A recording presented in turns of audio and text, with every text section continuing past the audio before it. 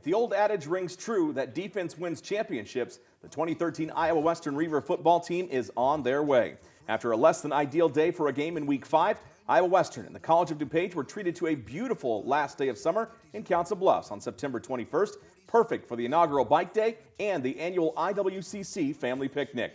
Could the Reivers keep their shutout streak and undefeated records on the season and all-time against the Chaparrals intact? We'll find out coming up on the Coach Stroh Show here on CB TV Channel 17.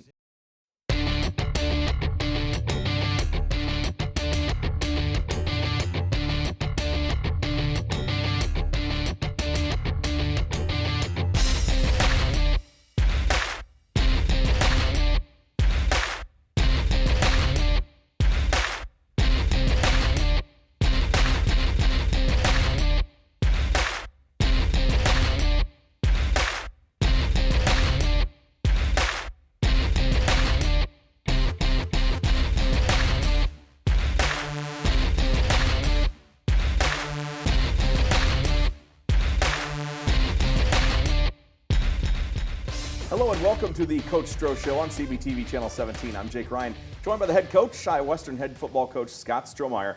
Coach, you enter this week's contest after a sloppy rain-soaked affair in beautiful Wappington, North Dakota, and Mother Nature almost a little bit apologetic for what she made you go through. You end up taking a spill into one of the many puddles during Puddle Bowl. Did you take a peek at the forecast for the DuPage game? I didn't, but it sure was a lot better than the week before, I'll tell you that much. Absolutely. Perfect last day of summer. You guys got to get that dry footing underneath you. How much does that affect your game planning? Obviously, you didn't know that it was going to be a rainstorm, but when you know it's going to be dry, when you know you're going to be inside, for example, the Unidome in December, does that allow you to just put everything into the playbook and you don't have to hold anything back? For sure. I mean, I think conditions always play a little bit of a factor, and it limits you when you're in bad conditions. So now you can open it all up. So last year against Ellsworth in the MFC championship game, very windy day. When you were driving to the field and you saw the flags whipping, do you make those adjustments in pregame, or you just okay, let's see what we can do in the wind, and then we'll adjust as the game goes on? You see what you can do. I like to go through warm-ups in a windy game, see how the quarterback's balls are flying through. Sometimes it's a crosswind, it's head-on, whatever it may be. And then as the game went, I think in that game we threw a couple passes that Jake was usually 100% accurate with, and they were kind of sailing on him, so we had to change it from there. All right, well, let's take a look at a perfect day. The highlights from the College of Dupage and the Iowa Western Reivers. Reivers come into the game at 4-0, while Dupage at 2-1. They've reeled off a couple of pretty good games, 47 and then 38 points. Here, you guys get the ball right away because they win the toss and elect to defer to the second half. Yeah, and I wouldn't say we started off the first one. The DN made a good play, and Connor pulled it, and we had a 6-yard loss, and get close to a first down because of the sack, and we had to punt it away. Well, you end up having to punt, and then Lamont Toney, who was a very athletic quarterback, comes out and delivers all the way. He starts off pretty good. He's a dual threat, so you got to watch him, and here you guys contain him in the backfield. Yeah, Dejan goes in on third down for his pass rushing abilities and gets the big sack. Yeah, Dejan Starr, a couple times we called his name out. And then you head to the tight end. Looked like you guys were going to the tight end a little bit more on this day. Yeah, and part of it was going into the game. What they were doing, we figured that a couple plays would be there, and we hit it, I think, 3 times. Well, still feeling out the pace of the game. The offense was, the defense right into it. They get into the backfield again after DuPage gets the ball back on a punt again by the Reivers. Good play, Jamie. That's Jamie Bird's strength, in that run stop, and he comes up and makes a good play. Yeah, he peeled right off the edge. Another big solid hit by Jamie. DuPage forced to punt again, and then you guys get it going. Hand off to Akis Teague, who's just a very patient runner. It almost seems like he's measuring out left or right, straight ahead as he's running the football. Yeah, and on that play, a lot of them were reading a defender, and if the defender comes to the line of or attacks, we throw it. If he bails out, we hand it off, and Akis is really patient. George Steele on that reception there, and then Teague from 41 yards out just flies, puts on that extra gear as he hits the defensive secondary, and you guys get your first points of the day, a 41-yard touchdown run by Akis Teague. Well, that's big. I think that's one thing for us that we haven't had a ton of 40-plus yard plays on the year, and so it's good to see Akis get that. Don't see many knuckleball specialties in kicking, but Alex Alex Langer right there delivered the knuckleball. He would get back on track as the game goes on. Now you guys are up 6-0. And then again, the defense just continuing to roar. And then into the second quarter, and you get Antoine Gilbert, who spins off the initial defender and rolls into the end zone for a touchdown. A couple of these touchdowns on the day where the first contact didn't bring him down, and the second contact got you in for 6. Yeah.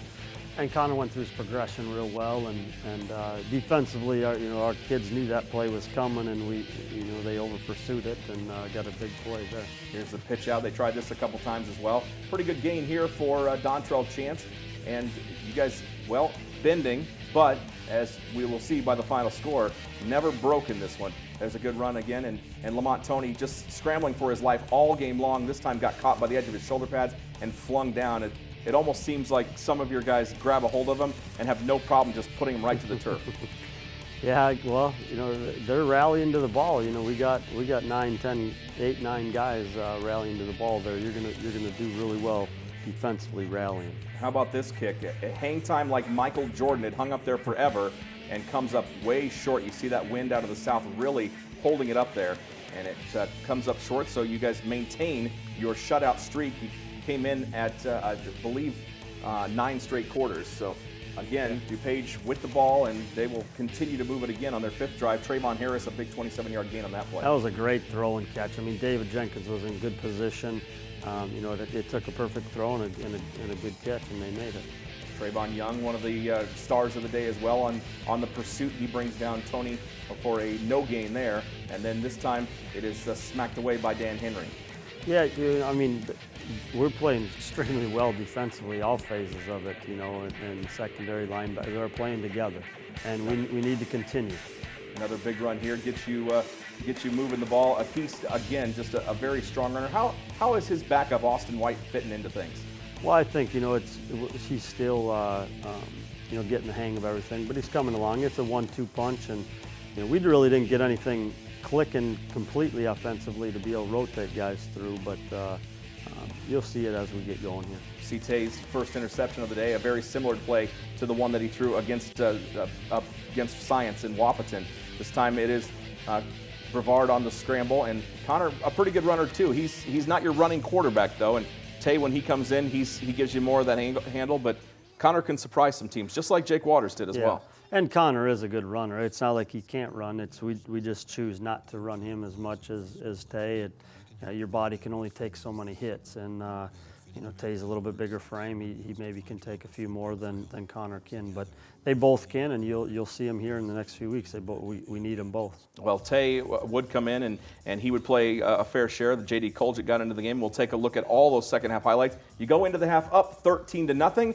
No rain to blame, though, okay? So we'll talk about what you discussed at halftime after we return. We'll see if an athletic DuPage team could figure out a Reivers defense that had now pitched 11 consecutive quarters of shutout football, or if the Reivers Offensive Express will ever leave the station. More right after this on the Coach Stroh Show.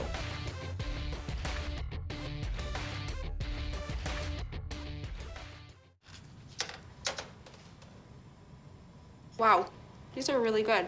You act surprised.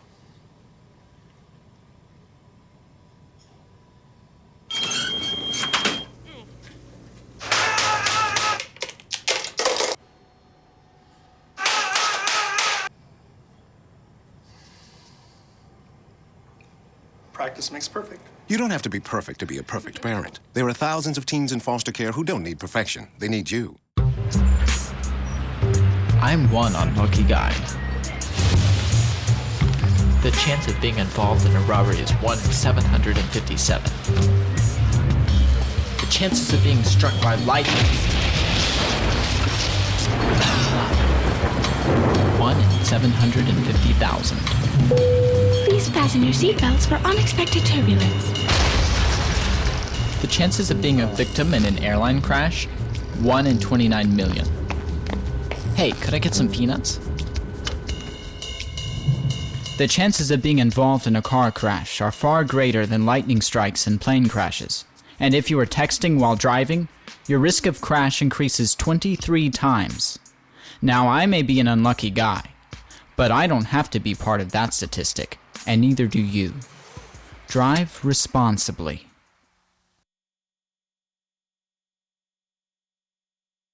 the next 30 seconds can save you a lot of money.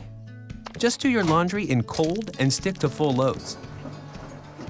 Auto-sleep your computers. Plug your gadgets in a power strip and switch it off when you're done.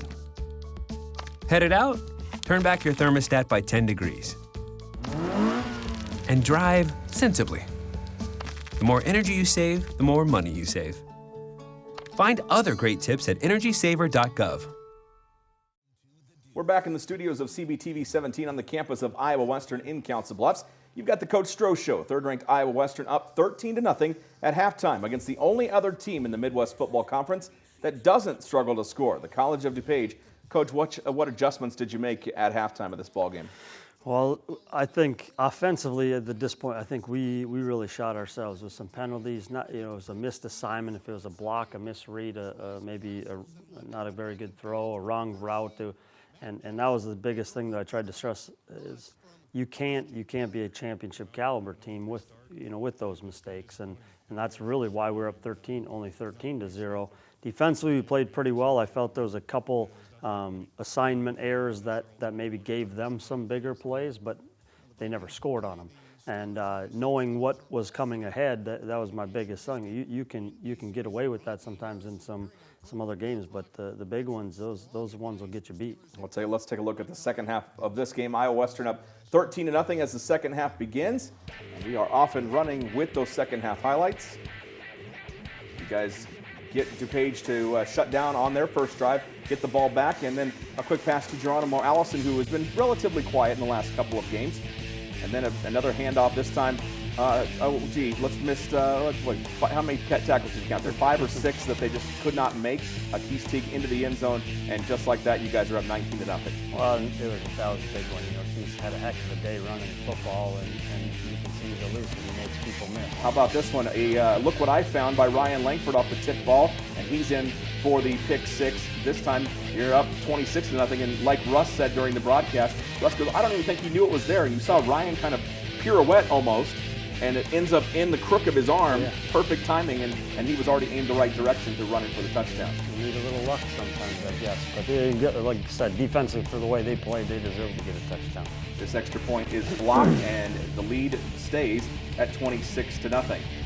Now the ensuing kickoff, and again, 5 yards deep. Should we bring it out? Yeah, I guess we'll bring it out. And then they end up starting off inside their own 10-yard line. In fact, inside their own 5, I believe, by the time the ball was spotted. They did spot it just in back of the 5-yard line. That's one unit that's really played extremely well. Coach Pike spent some time. We're doing some individual drills and getting those kids that want to be on it. It's a passion. You got to have a passion for it, and we're doing really well on the kickoff.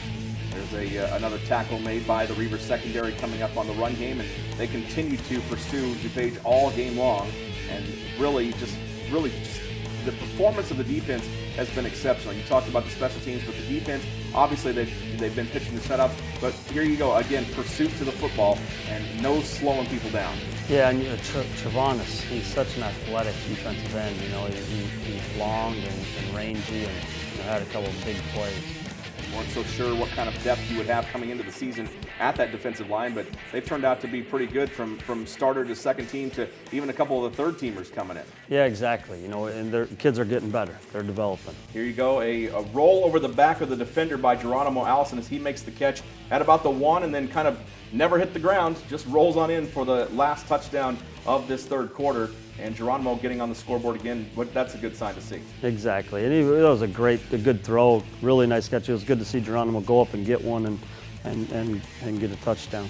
Now Keys Teague continued to pile up the yardage. He put down 178 yards. I wanted to knock on the door next to us and let Coach Woods know, hey, he's pretty close to, he's in that record range. He had worked himself into third place on the all-time rushing in a game yards, but then, well, you guys bring in some other gentlemen. Here's Tay's second pick of the game. He's upended by Ian Begg, the return man is, and what happened there? Just trying to force the ball? Yeah, and the safety, he thought he had the post, and safety didn't maybe his eyes got off the safety a little bit too early, and got made a play on it. Still in the third quarter here, and You see that the Reivers defense, again, not breaking. They gave up some big plays, but stringing them out, never letting them find the corner, never letting them turn it upfield, and that just had to frustrate the offensive attack of the Chaparral. Well, I think for sure. I mean, you can take yourself out of their offensive game plans. You know, what you're going into a game with your bread and butter, and you can't get it going. You're grasping. Defender showing some fancy footwork there to keep that play alive, but it ends up in a big loss by the time it's all is said and done. Ball back to the page. Saw a penalty flag come in late on that one, and then it's J.D. Colgett. I tell you what, his percentage on the season is pretty good. And again, we talked about the tight ends. Here's Chris Slugger making a pretty good catch and moving the ball forward again. And 33-0 the final as you see the teams shaking the hands. And not bad. I mean, you get a shutout, you get 33 points on the board. How do you feel about the game? Well, I mean, I felt pretty good. I mean, we played, I think, a lot better in the second half. You know, again, DuPage is a good football team. Absolutely. And, you know, so obviously you're not going to, some people maybe are used to seeing 63-0. But 33-0 is, you know, the game was close. You know, it was a touchdown and they're within a score for a while there in the first half and for the whole first half, I guess. So it's good to see our guys playing even when everything's not going right. Well, let's look at the final stats. We talk about the fact that Keese was up in that record range, 178 yards, couple touchdowns. Connor had a pretty good day passing. Tay had a pretty good day, aside from the 2 interceptions, which one of those balls was tipped, and the other one just you already had a big lead at the time, so it wasn't like it cost you anything. And then defensively, you just continue to bring it in. 13 straight quarters of shutout football now against one of them against Iowa Central, and then Ellsworth gets shut down, Science gets shut down, and then shutting down a very athletic College of DuPage team. Yeah, I'll tell you what, like I said, hats off to them again, you know, to go that long. I told them, you know, this week it's got to be 17 quarters. You know, we got to get four more. But, I mean, for what they've done and to not let someone, even in some games where we're ahead and we played some number 2s and number 3s, to those guys even coming up and playing it. They take pride in that. So hopefully we can keep it going, but they've been playing as well as any defense that I've ever been a part of, you know, up to this point. Well, they'll have their hands full this coming week. When we come back, we're not going to quite talk about the next game. We will allow IWTV student Aaron Zach to come in. He'll sit down with Iowa Western defensive end and Des Moines Lincoln graduate Trevon Young. More Stroh Show right after this.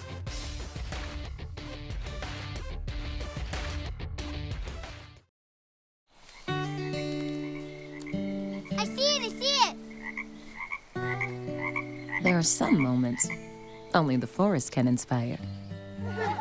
Find yours at discovertheforest.org.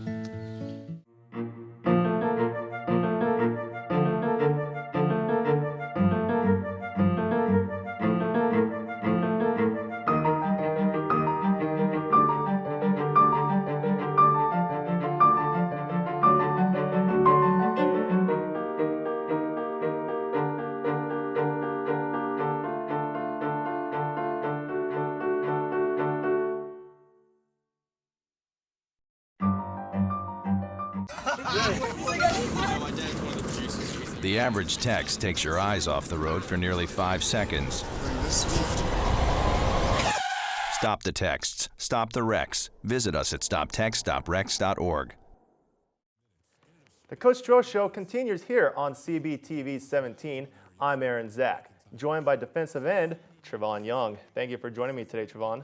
No problem. I always like to start off this segment with saying congratulations on being 5-0. Thanks. How does it feel to be 5-0? Feels good. Feels good.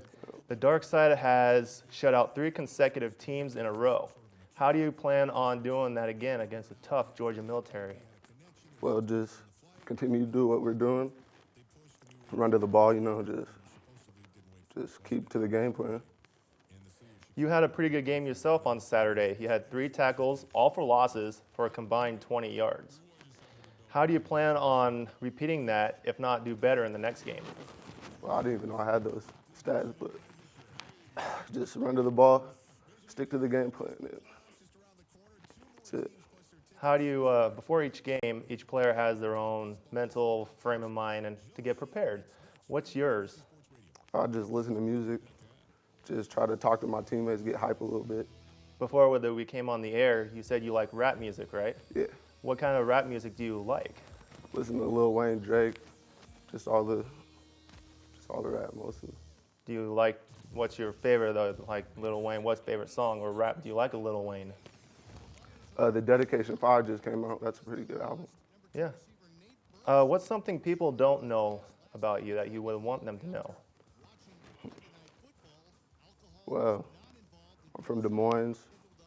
Been playing football since 8th grade. Just trying to make it to D1, go to NFL. Have you always had a love for the game? I first played basketball, but like in 8th grade, I started playing football.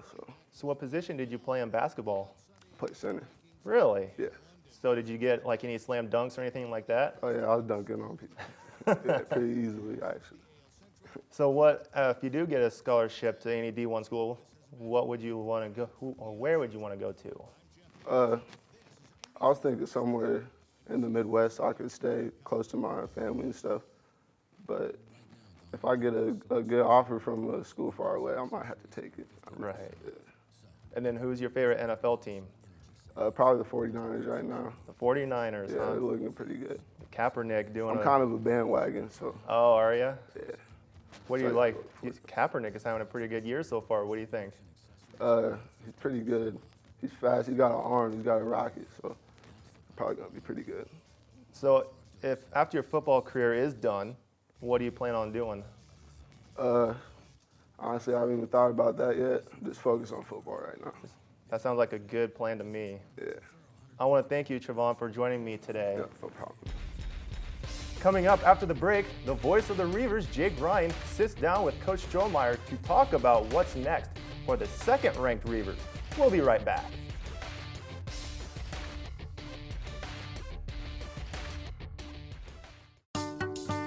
What does the world have in store for you?